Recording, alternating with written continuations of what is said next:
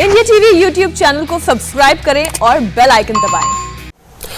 CII की वार्षिक बैठक को प्रधानमंत्री नरेंद्र मोदी संबोधित कर रहे हैं। सीधे चलते हैं, बैठक का एजेंडा है भारत आत्मनिर्भर भारत। देवी और सज्जनों, ग्लोबल पैंडेमिक के इस दौर में आज की ये बैठक उपस्थित अनेक देशों के राजनयिक गण, विभिन्न देशों में नियुक्त भारत के राजदूतगण, देवी और सज्जनों, ग्लोबल पैंडेमिक के इस दौर में आज की ये बैठक बहुत अहम है। इतने बड़े संकट के बीच हम सरकार और भारत के उद्योग जगत की साझेदारी को मजबूत होते भी देख रहे हैं। मास्क, पीपीई, वेंटिलेटर से लेकर टीकाकरण तक देश को जो भी जरूरत पड़ी, जब भी जरूरत पड़ी, इंडस्ट्री ने आगे बढ़कर हर संभव योगदान दिया। इंडस्ट्री के आप सभी साथी, सभी संगठन भारत की ग्रोथ स्टोरी का बहुत बड़ा हिस्सा रहे हैं। आप सभी के प्रयासों से भारत की इकोनॉमी अब फिर गति पकड़ रही है। आज शायद ही कोई दिन ऐसा हो जब न्यू अपॉर्चुनिटीज को लेकर किसी न किसी सीईओ का स्टेटमेंट ना आता हो या कोई रिपोर्ट ना आती हो। आईटी सेक्टर में रिकॉर्ड हायरिंग को लेकर भी हमने रिपोर्ट देखी है। ये देश में डिजिटाइजेशन और डिमांड की ग्रोथ का ही परिणाम है। ऐसे में अब हमारा प्रयास होना चाहिए कि हम इन नए अवसरों का उपयोग करते हुए अपने लक्ष्यों की तरफ 2 गुनी गति से बढ़े। साथियों, सीआईआई की ये बैठक इस बार 75वें स्वतंत्रता दिवस के माहौल में आजादी के अमृत महोत्सव के बीच हो रही है। ये बहुत बड़ा अवसर है भारतीय उद्योग जगत के नए संकल्पों के लिए, नए लक्ष्यों के लिए। आत्मनिर्भर भारत अभियान की सफलता का बहुत बड़ा दायित्व भारतीय उद्योगों पर है और मैं आप लोगों से कहना चाहता हूं कि सरकार आपके साथ है, आपके हर प्रयास के साथ है। आज देश में विकास के प्रति जो वातावरण बना है, अपने सामर्थ्य के प्रति जो विश्वास बना है, भारतीय उद्योग जगत को उसका पूरा लाभ उठाना चाहिए। बीते वर्षों में भारत में जो बदलाव आए हैं, चाहे सरकार की सोच और अप्रोच में हो, सरकारी व्यवस्थाओं के काम करने के तरीके में हो, वो आप सब स्वयं अनुभव कर रहे हैं, देख रहे हैं, महसूस कर रहे हैं। आज का नया भारत नई दुनिया के साथ चलने के लिए तैयार है, तत्पर है। जो भारत कभी विदेशी निवेश से आशंकित था, आज वो हर प्रकार के निवेश का स्वागत कर रहा है। जिस भारत की टैक्स से जुड़ी नीतियों से कभी निवेशकों में निराशा फैल जाती थी, आज उसी भारत में दुनिया का सबसे कॉम्पिटिटिव कॉर्पोरेट टैक्स है और फेसलेस टैक्स सिस्टम भी है। जिस भारत में दस्तावेजों में, कागजों में, कानूनों में उलझाना ब्यूरोक्रेसी की पहचान माना जाता था, वहीं आज ease of doing business rank में बड़ी छलांग लगा रहा है। जहां सालों तक श्रमिकों को, उद्योगों को सैकड़ों कानूनों के जाल में उलझाए रखा गया, वहीं आज दर्जनों श्रम कानून 4 लेबर कोड्स में समा चुके हैं। जहां कभी कृषि को सिर्फ गुजारे का माध्यम माना जाता था, वहीं अब कृषि में ऐतिहासिक रिफॉर्म्स के जरिए भारतीय किसानों के देश विदेश के मार्केट से सीधे जोड़ने का प्रयास हो रहा है।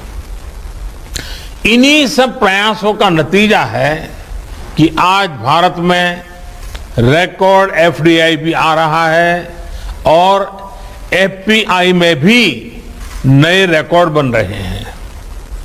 आज देश का फॉरेक्स रिजर्व यह भी ऑल टाइम हाई लेवल पर पहुंचा हुआ है। साथियों, नए भारत का थॉट प्रोसेस क्या है, उसका एक उदाहरण मैं आपको देना चाहता हूं। एक समय था जब हमें लगता था कि जो कुछ भी विदेशी है वही बेहतर है।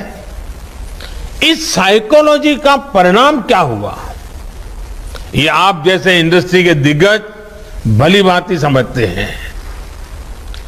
हमारे अपने ब्रांड भी जो हमने सालों की मेहनत के बाद खड़े किए थे, उनको विदेशी नामों से ही प्रचारित किया जाता था। आज स्थिति तेजी से बदल रही है। आज देशवासियों की भावना भारत में बने प्रोडक्ट्स के साथ है। कंपनी भारतीय हो ये जरूरी नहीं, लेकिन आज हर भारतीय भारत में बने प्रोडक्ट्स को अपनाना चाहता है। यानी देश मन बना चुका है। अब उद्योग जगत को इस मन के मुताबिक अपनी नीति बनानी है, रणनीति बनानी है। आत्मनिर्भर भारत अभियान में आगे बढ़ते हुए ये आपको बहुत मदद करेगा। दूसरा एक फैक्टर है जिस पर भी आपको ध्यान देना चाहिए, ये है भारतवासियों का बढ़ता हुआ आत्मविश्वास। इस आत्मविश्वास को हम हर सेक्टर में देख रहे हैं। अभी हाल ही आपने ओलंपिक्स के मैदान में इसे अनुभव किया है। आज भारत के युवा जब मैदान में उतरते हैं तो उनमें मन में वो हिचक नहीं होती। वो मेहनत करना चाहते हैं, वो रिस्क लेना चाहते हैं, वे नतीजे लाना चाहते हैं। Yes, we belong to this place, ये भाव आज हम अपने युवाओं में देख रहे हैं। इसी प्रकार का आत्मविश्वास आज भारत के स्टार्टअप्स में है। आज यूनिकॉर्न्स नए भारत की पहचान भी बन रहे हैं। 7-8 साल पहले भारत में 3-4 यूनिकॉर्न्स रहे होंगे। आज भारत में करीब करीब 60 यूनिकॉर्न्स हैं। इनमें से 21 यूनिकॉर्न्स तो बीते कुछ महीनों में ही बने हैं। और ये बात आपने भी नोट की होगी कि यूनिकॉर्न्स अलग अलग सेक्टर में आ रहे हैं। हेल्थ टेक, सोशल कॉमर्स में यूनिकॉर्न्स का बनना ये संकेत दे रहा है कि भारत में हर स्तर पर कितना बदलाव हो रहा है। बिजनेस में रिस्क लेने की प्रवृत्ति, अपने सामर्थ्य पर भरोसा करने की प्रवृत्ति लगातार बढ़ रही है। इतनी बड़ी महामारी में भी हमारे स्टार्टअप्स के एम्बिशंस बुलंदियों पर है। इन्वेस्टर की ओर से भी इंडियन स्टार्टअप्स के लिए रिकॉर्ड रिस्पांस देखने को मिला है। स्टार्टअप्स की रिकॉर्ड लिस्टिंग भारतीय कंपनियां और भारतीय मार्केट के लिए एक नए युग की शुरुआत है। ये इस बात का भी एक और सबूत है कि भारत के पास ग्रोथ के असाधारण अवसर उपलब्ध है। ट्रिमेंडस स्कोप उपलब्ध है। साथियों, टेक्नोलॉजी को लेकर आज देश में जो उत्साह है वो सरकार को तेजी से रिफॉर्म्स के लिए प्रेरित करता रहा है। जो रिफॉर्म्स हमने किए हैं वो कोई आसान फैसले नहीं थे, कोई साधारण बदलाव नहीं थे। इन सारे रिफॉर्म्स की मांग दशकों से की जा रही थी। इनकी जरूरत हर कोई बता रहा था। इस बारे में बातें तो खूब होती थी, लेकिन फैसले नहीं लिए जाते थे क्योंकि ये मान लिया गया था कि ये बदलाव करना बहुत मुश्किल काम है। लेकिन आपने भी देखा है कि हमने वही फैसले कैसे पूरी दृढ़ता के साथ लिए हैं, यहां तक कि पैंडेमिक के दौरान भी रिफॉर्म की प्रक्रिया जारी रखी। और आप ये भी देख रहे हैं कि देश कैसे इन फैसलों के साथ खड़ा हुआ है। जैसे कॉमर्शियल कोल माइनिंग की शुरुआत की गई है, प्राइवेट सेक्टर पार्टिसिपेशन को खुलकर बढ़ावा दिया जा रहा है, डिफेंस सेक्टर में बड़े बड़े रिफॉर्म्स की शुरुआत की गई है, स्पेस और एटॉमिक सेक्टर जैसे एरियाज को प्राइवेट सेक्टर के लिए खोला गया है। आज नॉन स्ट्रेटेजिक के साथ साथ स्ट्रेटेजिक सेक्टर में भी प्राइवेट प्लेयर्स को अवसर दिया जा रहा है। सरकार के नियंत्रण को कम किया जा रहा है। ये सब मुश्किल फैसले आज मुमकिन हो रहे हैं क्योंकि देश अपने प्राइवेट सेक्टर पर, आप सभी पर भरोसा करता है। जैसे जैसे इन एरियाज में हमारी कंपनियां सक्रिय होगी, इनमें संभावनाओं का विस्तार होगा। हमारे युवाओं को ज्यादा से ज्यादा अवसर मिलेंगे, इनोवेशंस का एक नया दौर शुरू होगा। साथियों, हमारी इंडस्ट्री पर देश के विश्वास का ही नतीजा है कि आज ईज ऑफ डूइंग बिजनेस बढ़ रहा है और ईज ऑफ लिविंग में इजाफा हो रहा है। कंपनीज एक्ट में किए गए बदलाव इसका बहुत बड़ा उदाहरण है। आज ऐसे कितने ही प्रावधानों को डीक्रिमिनलाइज किया जा रहा है जो कभी हमारे उद्यमियों के लिए सरदर्द से कम नहीं थे। इसी तरह एमएसएमई सेक्टर को भी प्रोत्साहित करने के लिए कई कदम उठाए गए हैं जो उन्हें सीमित करने वाली मजबूरियों से मुक्त करेंगे। स्टेट लेवल रिफॉर्म्स पर भी आज विशेष ध्यान दिया जा रहा है। राज्यों को भी भागीदार बनाया गया है और उन्हें एडिशनल स्पेंडिंग फैसिलिटी दी जा रही है। मेक इन इंडिया के साथ साथ एम्प्लॉयमेंट और एक्सपोर्ट को गति देने के लिए देश ने प्रभावी पीएलआई स्कीम भी शुरू की है। ये सभी रिफॉर्म्स आज इसलिए हो रहे हैं क्योंकि आज देश में जो सरकार है वो रिफॉर्म्स कंपल्सन में नहीं कर रही है, बल्कि रिफॉर्म्स हमारे लिए कन्विक्शन का विषय है। आज भी हमारी रिफॉर्म्स की स्पीड बनी हुई है। अभी पार्लियामेंट के इसी सेशन में ऐसे कई बिल्स पास हुए हैं जो देश के इन प्रयासों को और गति देंगे।